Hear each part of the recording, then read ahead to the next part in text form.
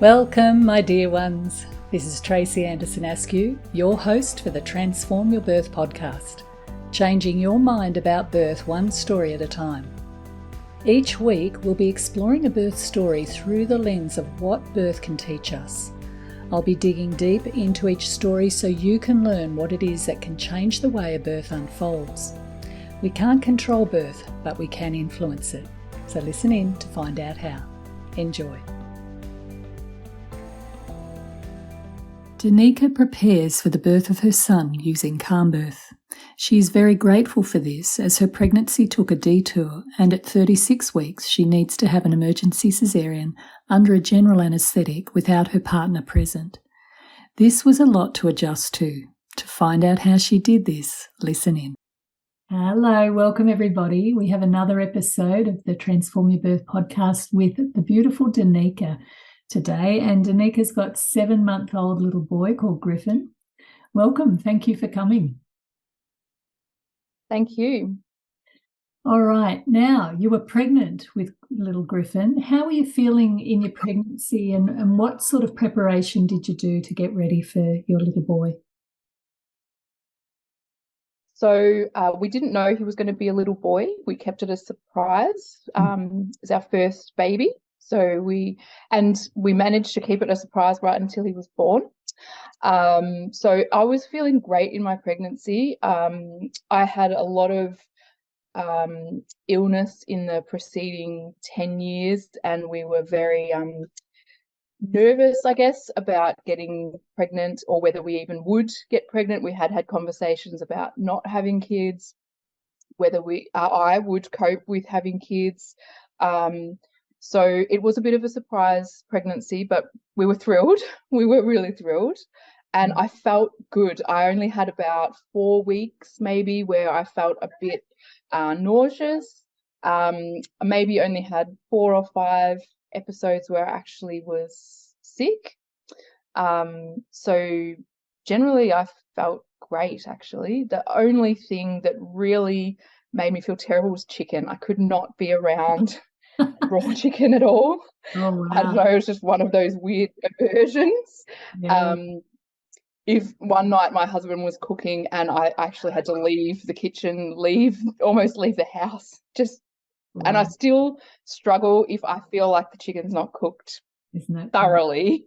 The body's very good at protecting itself, and I know like sickness in pregnancy can be really hard for people, and the last thing they want to know is the fact that, it is your body protecting the baby and protecting you from food that it might react to, but it's not an easy thing to take in when you're feeling crook. No. Yeah. Now, how are you feeling about giving birth? I was pretty nervous. I was pretty anxious about whether I would cope with pain. And I'm not really sure why. I guess just because it's such an unknown experience. I've had pain before in my life and I've always gotten through it, but I think like my parents had a very tough love approach to sort of suck it up and get through it, and like that I guess has been my approach to pain, but I still had doubts about whether I could get through it. So my past 10 years of illness has been depression and anxiety, and there's definitely been moments in there where I've not coped with life, and so I sort of had doubts about the coping mechanisms that I had to get through. Just unsure about facing a new experience, I think, more than anything. And the pain tends to be the big elephant in the room, because it's the thing most women question whether they can handle it. You decided to do some preparation. Yes. You did calmbirth in Melbourne, which is a program. It's where I studied as well. What sort of changes did you notice when doing that program, Danika, that helped you to feel a little bit different? So it was something that my sister had done the year previous when she had her baby, and she highly recommended it to us.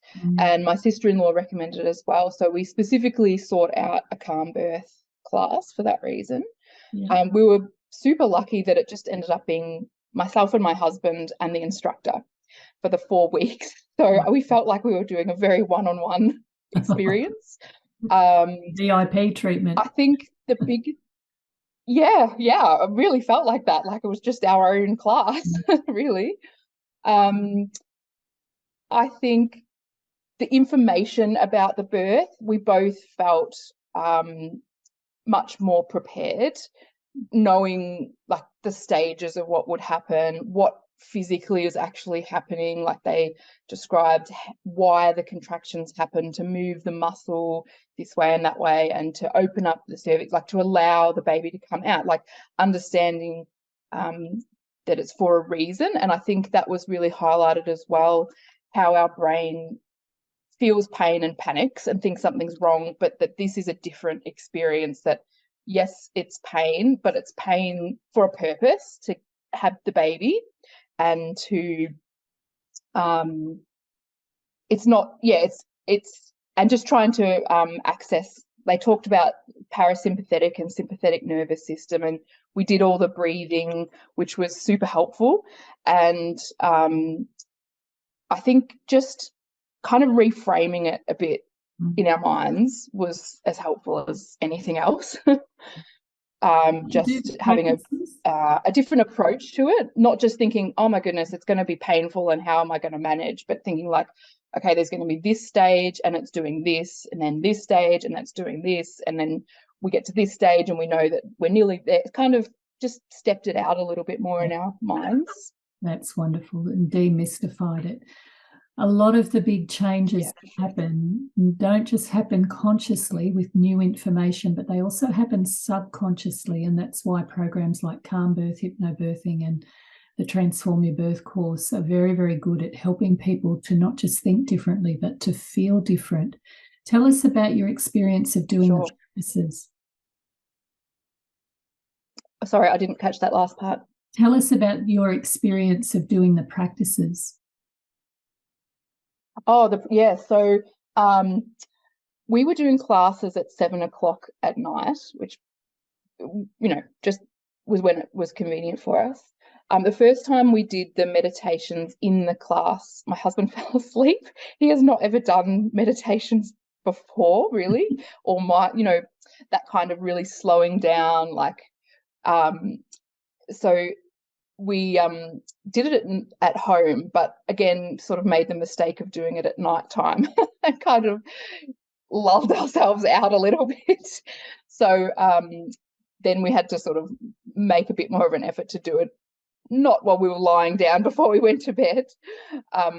But I think like it was helpful for us to practice a way of working together, to, like, I mean, we have been a couple for a long time, but it's still like, it's hard to approach an experience without knowing how to specifically work together through it. And I think just having active things to do, like he could like talk me through the breathing, or we practice the visualization exercise.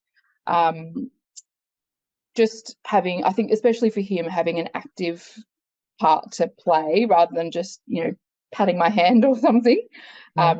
Knowing that it was something he could practice beforehand and have a plan for, was helpful, to give us something to do, to prepare, rather than sitting waiting for the baby to arrive. Yeah, that's great.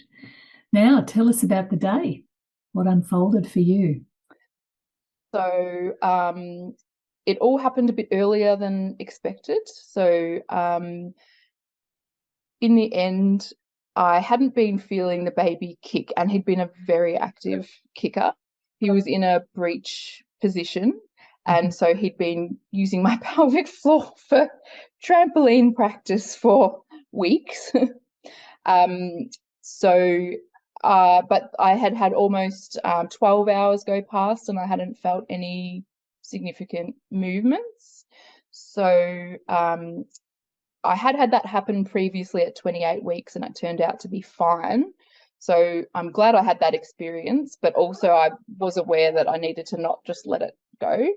So I felt some weak kicks at night time, so I thought I'll go to bed, I'll rest, see what happens. But by like 1 or 2 a.m. I was starting to sort of, middle of the night, just freak myself out a little bit that I wasn't feeling anything.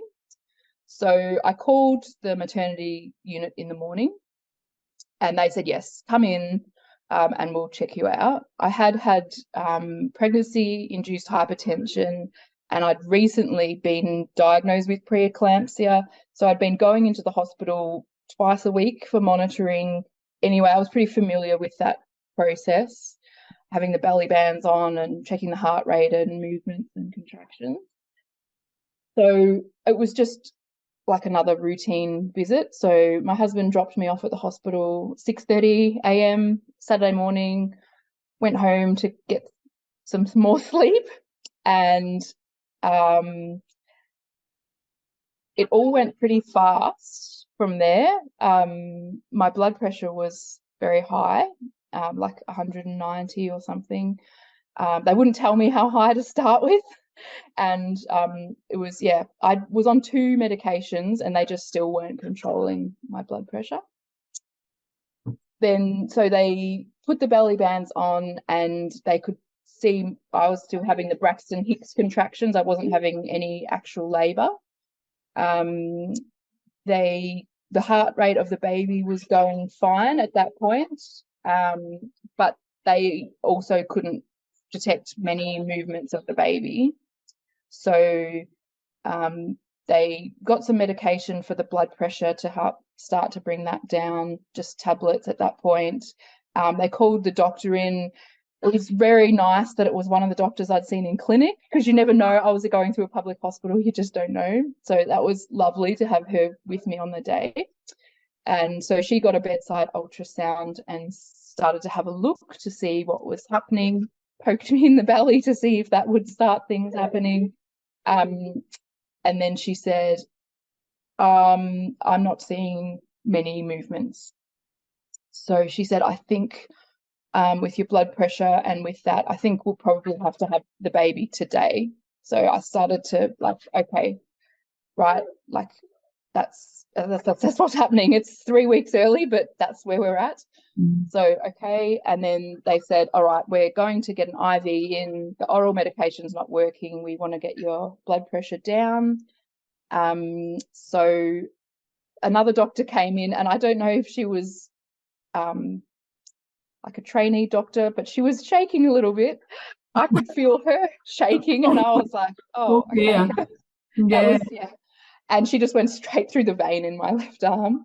So that was that out. And then she couldn't get the vein in my right arm and ended up with a cannula in my hand. It was all kind of, that was actually more stressful to me than the rest of the things that were going on, because she would just kept poking me. And they still weren't seeing movement on the ultrasound. I had the clicker in my hand registering movements, and I still wasn't feeling movements. Blood pressure was, I don't know if it was going up, but it wasn't going down. And the doctor said to me, I think we're probably going to have this baby this morning. So I said, okay, yep, I understand. And she knew the baby was breech, so there'd always been a possibility of a cesarean. They had been planning to try to move the baby, but obviously the window of opportunity for that had left the building. And at 8 o'clock they called code green, which I found out afterwards was a emergency cesarean, and literally got wheeled out the door then. And my husband was at home in bed, and I really had a moment then of like, oh, tears, and wow, this is happening. And oh, my baby, he was starting to have drops in his heart rate by that stage, and I just felt like everything was just the control had gone off. Like, it wasn't now a controlled situation that we were monitoring twice a week and taking medication for. It was now like an uncontrolled, like, we can't fix it, so we have to just get the baby out. Danika, can I ask you now at this point, that's a huge thing to become aware of. But of course, you're in the perfect place to be. Yes, thank goodness. Yeah. I've always been so thankful that I went in. Oh, absolutely. Because, I mean, it could have all gone completely south without me knowing about it if I hadn't gone in. Yeah. I never had any symptoms of high blood pressure. Yeah. So I had no awareness of my high blood. I'm just going to read a little bit. Had no awareness of my high blood pressure. So I thought it was controlled. I was taking my tablets. I was doing all the things. Yeah. But obviously it was not. Yeah, I just want to say a few things about reduced fetal movements. It's one of the things you want to pay attention to. Absolutely. Because you do get to know how your baby moves and their wake times and their sleep times. And sometimes, people can be concerned about, but I don't, what if I'm an inconvenience to people and it's nothing? And who cares? Who cares what other people think of you? This is your time. This is your moment to really start to respond to that inner mother, that inner spirit of the mother who would do anything for her baby, and she's very hypervigilant. Remember, you've got a big fat amygdala in your brain, which is making you hypervigilant around the protection of this baby. And there's a deep inner wisdom to the body and the mind of pregnant women. We don't get told this. We forget that, the blueprint of creation has been around for a long time, and we are wired for survival. So even if you're worried about being told that it's nothing and go home and you've inconvenienced us, it doesn't matter. What other people think is irrelevant. It's you. And I would add to that I had the time previously at 28 weeks when I had reduced fetal movement. And that was super stressful because it was the first time and I had no idea what was going on. Everybody treated me extremely seriously. I called nurse on call first because I was away from home. They transferred me to doctor on call. They sent a referral to the emergency department. Everyone in the emergency department treated me like I was presenting with a life-threatening illness, I have to say. Nobody ever they all said, I'm glad you came. You should have come. Thanks for coming. So absolutely trust yourself on that. Now, Danika, I want to ask this question of you. What tools were you able to use in that moment when everything's going pear-shaped, you don't have your partner there, you're about to go into a cesarean? What were you able to anchor yourself to get yourself through that situation? So I literally did the calm breathing at that point. It was the only time to that point that I'd practiced it in an active situation. But I was literally doing like counting breathing, like 4 in, 6 out. Like I was literally doing the calm breathing at that point. And I said to them, oh, can I call my husband? And they were kind of like, oh, husband, right. Yes, call your husband. So I did that and I knew he was on his way. Yeah. But yeah, that's what I was doing. And it became such a hubbub of like people coming to get like a 3-second medical history and surgical history and allergy history, and it was crazy. And someone said to me, oh, what is your job? Like, where do you work? And I said, oh, I work in the emergency department at a hospital in Melbourne. And she said, oh, that's why you're so calm. And I was like, no, that's not why I'm so calm. I'm calm because I'm literally like lying here just like breathing my heart out because it's the only thing I have right now. Yeah. Like I don't have my husband holding my hand like I thought I would have. And I'm being wheeled into theatre with like 10 people in the lift, like going up to theatre. Like I'm literally just like I know this is the best course of action. And I did have some prior inkling that it could end up as a cesarean, not as an emergency, but as a cesarean. And my husband and I had always said, like, whatever is best for the baby, like, we planned out for a natural or a vaginal birth, but we had always said all along, like, just when the time comes, whatever is the safest way will be guided by what the medical professionals think. But I didn't expect to be doing it on my own. at that point. Danika, I want to make a point there. It was such wisdom for you to do that, because when they're worried about the baby, that and the need to act as fast as what we can act in that situation, and thank goodness for the hospital system that can do that, it's really important that you remain the best physiological version of yourself that you can be. And so when Danika was working with her breath, staying calm, she continued to help the blood flow keep with the uterus and the baby. When we go into fight flight, the blood gets rediverted into the arms and legs, away from the actual uterus and away from the baby, and compromises to some degree the actual blood supply to the baby. And so by staying calm, you were able to keep the blood flow where it needed to be. And that was more important in your situation than ever before. Oh my goodness, little Griffin has baby. just joined us now. He's happy to be finally picked up off the floor. Hello, little man. Good to see you. Hello. Sorry, I had my husband lined up to take him this morning, but he forgot a calendar clash. So here we are. No problems at all. We're very organic on this podcast. We love it. You're not the first visitor. Hello, little. Oh, he's got a beautiful face. Yeah. If you want to see Griffin, look at the YouTube channel with this podcast. It's lovely. So you were wheeled in for an emergency cesarean. You were knocked out. So you weren't. Yes. So that was, I suppose, something else. Like in thinking in the weeks prior. So probably, I think from about 31 weeks, they were aware that the baby was breech. I was having extra ultrasounds to check the growth because of the high blood pressure. So they were aware of that for a while. And my understanding of a cesarean was always the planned cesarean, where you get an epidural and your husband goes in and he's by your head. And so that is what I had in mind. I didn't understand that because I'd not gone into labour, they'd never had any need to site an epidural, that when it all happened so fast and we were just wheeled into theatre, that there was no other option but to do a general anaesthetic. So I knew my husband was on my way, and in my mind, I thought, like, he's on his way, he'll get here, park the car, walk in and come into theatre with me. So I got into theatre and I said, oh, can my husband come in? And they were like, oh, no.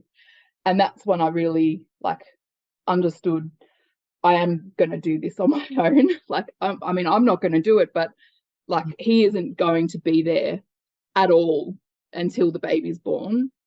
I still kind of had an understanding in my head that he would come into theatre and, yeah, it would still all be done together. Yeah.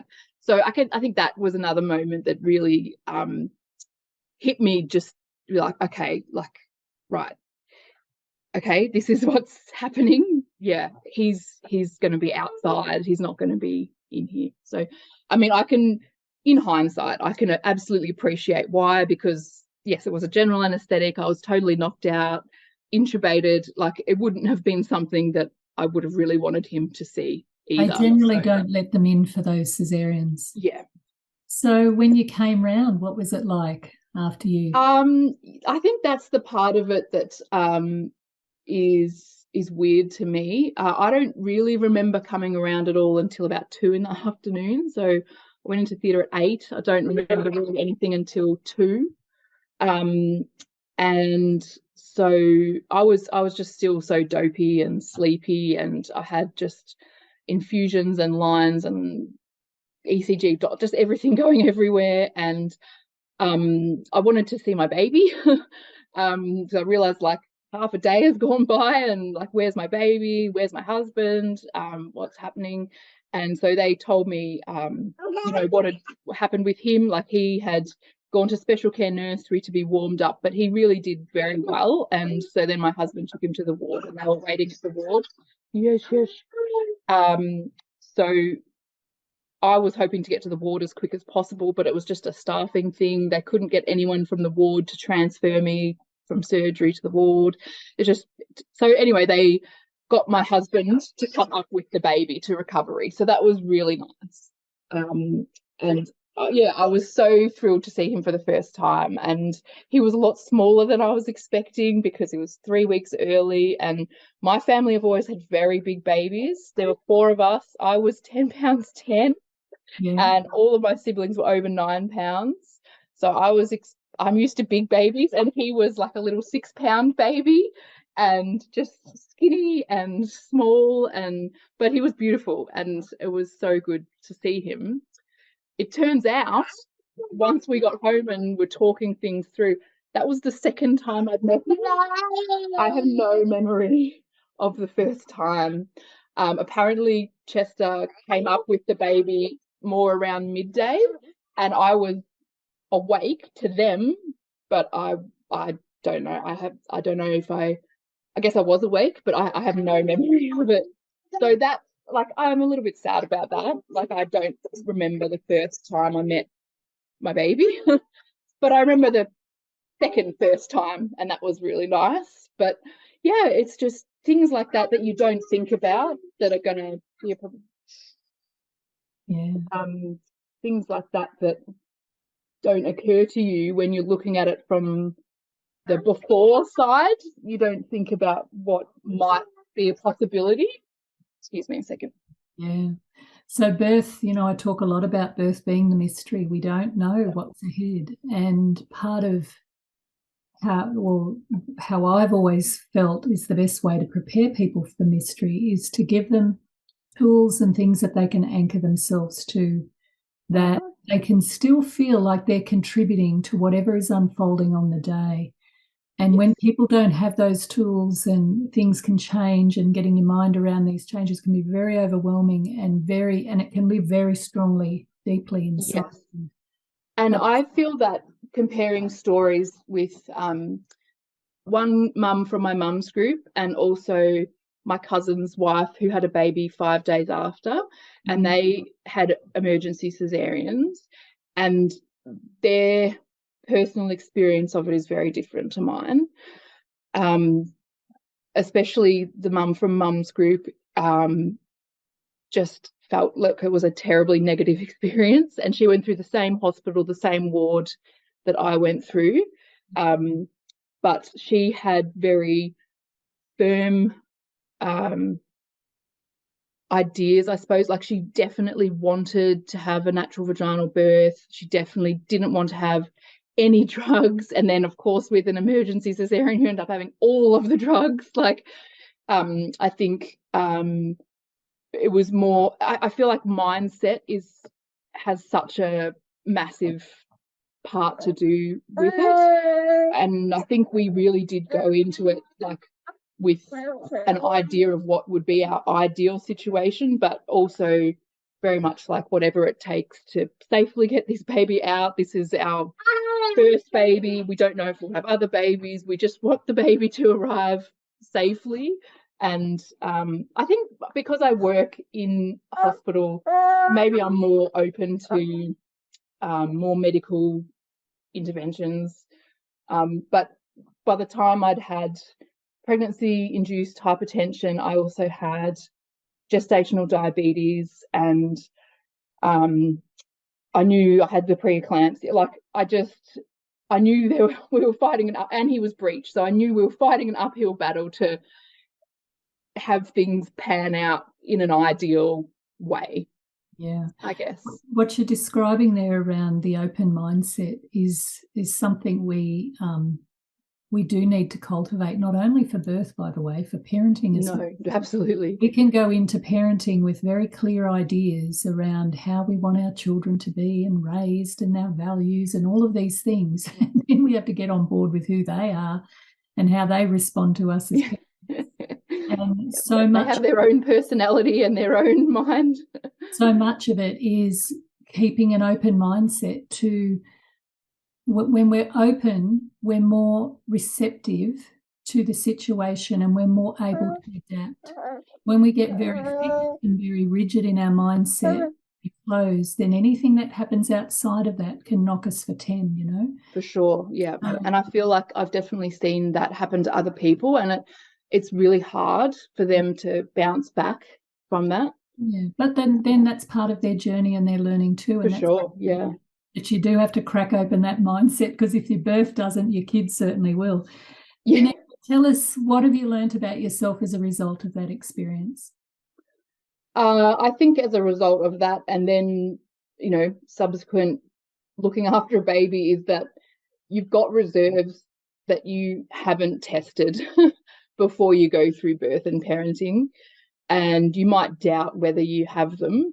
And, I would have thought 10 years of anxiety and depression would have forced me to dig into whatever I had and absolutely find anything that was there available to me. But no, there's always another pocket that you can find. And there's something, like you said earlier, when it's your baby and it's your baby on the line, you absolutely can find something more, and you can absolutely dig into a deeper pocket. I feel like I've not been a strong advocate for myself always in my lifetime, but when it comes to my baby, I can be a much stronger advocate than what I would be if it was myself. I've always tended to, if it was something with myself, I'd say, like, it'll be all right, and I'll see you tomorrow, and I'll, no, with my baby, there's no waiting. It's like, right, No you need to do something now. The mother I think some of tiger that is anxiety as well, and not knowing, about a baby, but definitely, yeah, there's something fiercer about, that they can't do it for themselves. Yeah. And with the movement, like, you're literally the only one who can feel whether they're moving or not. So it is down to you to make the call, like, is this something I'm worried about? Is this something I'm not worried about? And it's only you can decide. So I think that does bring out something stronger in you as well. You're like, this is me. I'm the only one who can do anything about this. And so I have to be the one to do something about this. Yeah. You have to step up, don't you? Because you're on the bus. You have to, yeah. And I think you do it sometimes without being conscious that that's what you're doing. And then afterwards you're like, oh, wow, like, I didn't know I could really do that. But yeah, there, I did it. Yeah. Thank you so much, Danika, for sharing your story. It's a powerful story around the wisdom you showed from identifying that there was something not quite right with your baby, and then being able to adapt to a situation where your partner wasn't with you, so you had to adapt on your own, staying calm, working with your breath, working with your capacity to be the best physiological version of yourself that you could be, and then translating that into that next phase with your parenting and recognising that there's a that had to grow. And that's what your baby needs. It's what our babies need us to do, is to keep growing with them. It's not just the birth of a baby, it's the birth of a parent as well. So Thank you so much, little Griffin. And thank you, Tracy. Lovely Danika, for sharing with our audience your beautiful story of the welcoming of this little man. Thanks for listening, everyone, and we will see you again next week. Bye-bye. We hope you enjoyed this episode. Please subscribe and share this podcast. Transform Parenting is a childbirth and parenting education organisation that supports families through pregnancy all the way through the first 7 years of parenting. Why not watch our free webinar on Keeping Relaxed and Excited About Birth, where we discuss the 3 most important things that will change a birth. You'll find us at our website on www.transformparenting.com.au. Thanks for listening.